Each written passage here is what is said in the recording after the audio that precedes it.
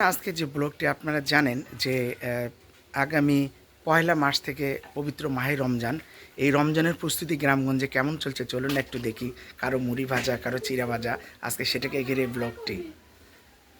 কি সুন্দর মুড়ি ভাজা হচ্ছে, আমার এই মামাতো বোনটা মুড়ি ভাজছে, অসাধারণ মুড়ি। এলাকে রমজানের জন্য করছিস? আরে আর কি কি হবে মোনা? খালি মুড়ি, হ্যাঁ আর দই, হ্যাঁ তারপরে ভুট্টা ভাজবো। এই চালটাকে কি করছো লিপি? এই চালটা ধান তারা মুড়ি হচ্ছি, হ্যাঁ ধান তারা মুড়ি হচ্ছি, ধান লিপি আপা, হ্যাঁ এই যে এই চালটা ওকে কিভাবে কি করছো আমাকে একটু শোনাও তো। ধানটা ওকে তারাছি, হুম তারপরে হলো ফাটাছি, হ্যাঁ শুকাইছি, হুম ধান ভাঙছি, হ্যাঁ তাকে হলো ঘামাইলেন, তাকে দিয়ে ভাজতেছি। ওর মধ্যে কি হালকা লবণও দেওয়া হয়েছে? হ্যাঁ লবণও দেওয়া হয়েছে। এই দেন কি সুন্দর গ্রামগঞ্জে মুড়ি চলছে। মুড়ির সঙ্গে কি খই হবে নাকি? হ্যাঁ এখানে এখানে আলু কত সুন্দর চলছে। এই যে আলু, এই যে আলু রমজান উপলক্ষে, রমজানের কত প্রস্তুতি। হ্যাঁ পবিত্র মাহে রমজান এসে গেছে, গ্রামগঞ্জে সবাই ব্যস্ত, কেউ কাপড় কাচতে, কেউ বা খড়ি ফাটতে। এগুলা কি মাছ? ঝাটকালিশ। কয় টাকার মাছ দিলে? মেলা টাকা কোন দিছে তো। ঝাটকালিশ বেচা তো আইনে তো দণ্ডনীয় অপরাধ। হ্যাঁ। মামা এগুলা কি রমজানের প্রস্তুতি চলতিছে? হ্যাঁ, মানে রমজান মাসে এগুলা কাজ করতে পারো না, ওই জন্য আগে করে নিচ্ছেন না? শুকিয়ে নিয়ে লাগছি। এগুলি কি কেনা না আপনার বাড়ির?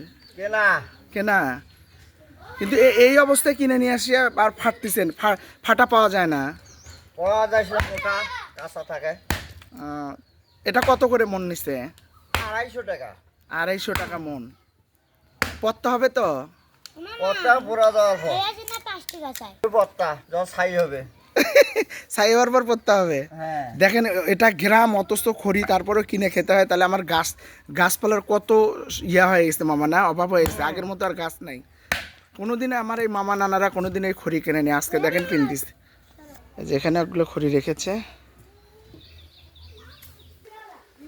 পবিত্র মাহে রমজান উপলক্ষে যে মানুষগুলো পরপারে চলে গেছে, এই রমজান উপলক্ষে তাদের পুরো 1 মাস তারা মাপ পাবে, তাদের আত্মাগুলো ঘুরে বেড়াবে আমাদের এই পৃথিবীতে।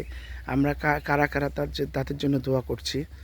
সকল মুদ্রাগুলোকে, যদি কারো শাস্তিও হয়ে থাকে, এই হাদিসটা অবশ্য বড় ওলামাগণ বলতে পারবেন, আমরা শুনেছি যে যদি শাস্তি হয়ে থাকে তবে তাদেরকে এই 1 মাস কোনো প্রকার শাস্তি দিবেন না, মুক্ত করে দিবেন। সবার দ্বারে দ্বারে তারা দোয়ার জন্য ঘুরবে অদৃশ্যভাবে। আল্লাহ তাআলা সকল মুদ্দাদেরকে জান্নাত নসিব করুক এবং তাদের কবরকে জান্নাতের টুকরা বানাক। সমস্ত মৃত ব্যক্তিদের, যারা যত মুমিন মুসলমান পৃথিবী থেকে বিদায় নিয়েছে, আল্লাহ তাআলা সবাইকে মাফ করে দিক। আমরাও যে কোনো মুহূর্তে চলে যাব, আল্লাহ আমাদেরকেও মাফ করে দিক। অনেক পাপ করেছে এই পৃথিবীতে, সমস্ত গুনাহগুলো আল্লাহ মাফ করে দিবেন। এই প্রত্যাশা পবিত্র মাহে রমজানের ওসিলায় সমস্ত গুনাহগুলো মাফ করে দিবেন, আমিন।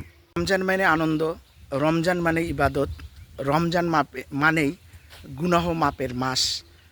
এই পৃথিবীতে আমরা যত মানুষ রয়েছি, কম বেশি সবারই আমাদের গুনাহ রয়েছে। এই গুনাহ থেকে আল্লাহ যেন আমাদেরকে সবাইকে মাফ করে দেন, ক্ষমা করে দেন, এই প্রত্যাশা করব মন রাব্বুল আলামিনের কাছে।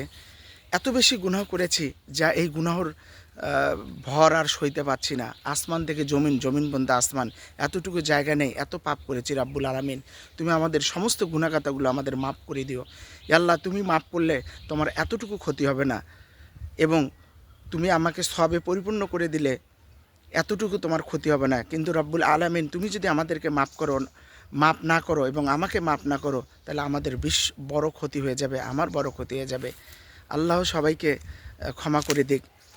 রমজানের প্রস্তুতি সম্বন্ধে আজকের আমার এই ছোট্ট ব্লগটি যদি ভালো লাগে, অবশ্যই আমাকে ভালোবাসা দিয়ে আমার এই চ্যানেলটিকে সাবস্ক্রাইব করবেন এবং আমার পাশে থাকবেন। আমি ভালো ভালো ভিডিও দেব, ব্লগ দেব। রমজান মাসে অনেক ব্লগ থাকবে, সুন্দর সুন্দর শিক্ষামূলক ব্লগ দেওয়ার চেষ্টা করব। আমার চ্যানেলটি আপনাদের দয়ায় অনেক এগিয়ে যাচ্ছে। আশা করি যে আপনারা আমাকে উৎসাহ করলে আরও অনেক দূর এগিয়ে যাব, এই প্রত্যাশা রইল আপনাদের কাছে। এবং অসংখ্য ধন্যবাদ এতক্ষণ আমার ব্লগটির সঙ্গে থাকার জন্য। আসসালামু আলাইকুম, দেখা হবে পরবর্তী কোনো ব্লগে। আল্লাহু আল্লাহু আল্লাহু আল্লাহ আল্লাহু আল্লাহু আল্লাহ আল্লাহু আল্লাহু আল্লাহু আল্লাহু আল্লাহু আল্লাহু আল্লাহু